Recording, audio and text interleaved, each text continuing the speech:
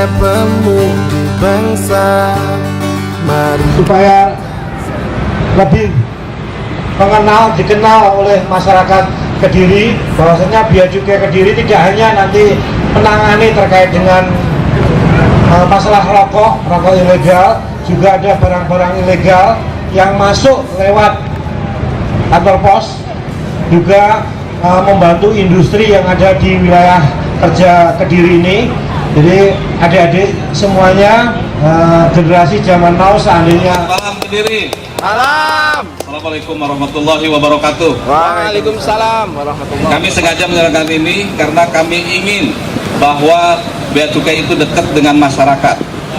Bersih itu indah dan legal itu mudah. Mari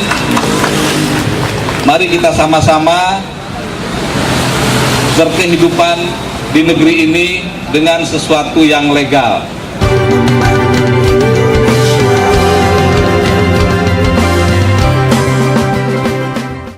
Kalau cinta sudah dibuang, jangan harap keadilan akan datang. Kesedihan hanya tontonan bagi mereka yang diperkuda jabatan. Oh ya, bongkar. Lebih baik di sini. Rumah kita sendiri. Bea cukai itu apa sih Pak? Fungsinya apa sebenarnya? Masyarakat awam ini kan belum tahu bea cukai itu seperti apa ya Mas. Yang kita berikan pemahaman, letak kantornya dulu Mas. Kantornya dulu. Letak kantornya itu di Jalan Diponegoro nomor 23 Kota Kediri. Lebih banyak mengurusi masalah hasil tembakau, dalam hal ini rokok, terutama dalam hal cukai Mas. Itu kalau di bea cukai Kediri. Emang rokok ilegal itu seperti apa? Monggo. Terima kasih. Ya. Adil, sebelum saya menjawab, saya kepingin menyapa teman-teman yang dari Kediri ini, yang mengaku sebagai generasi milenium zaman now. Tepuk tangan dong. Karena Nda itu panggilan Khas Kediri. Kediri.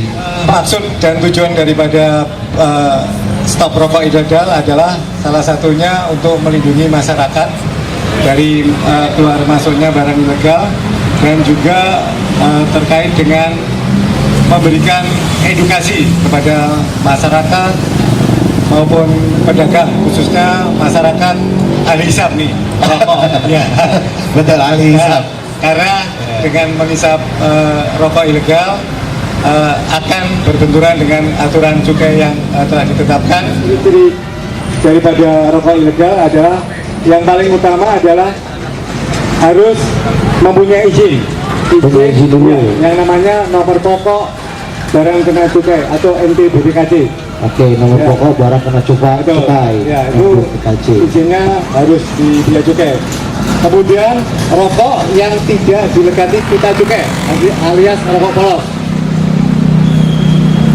Yang kemasannya, dalam kemasannya itu tidak disertai dengan pita cukai. Ya, orang nyebut bandrol ya. Oh, ada bandrolnya, Ya, betul. Bahwa bandrol itu merupakan pungutan cukai yang akhirnya menghasilkan penerimaan kita.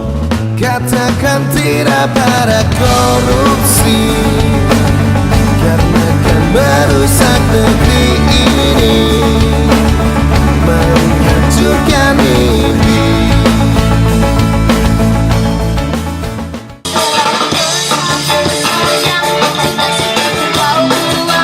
Semangat goyangnya, tak kasih hadiah.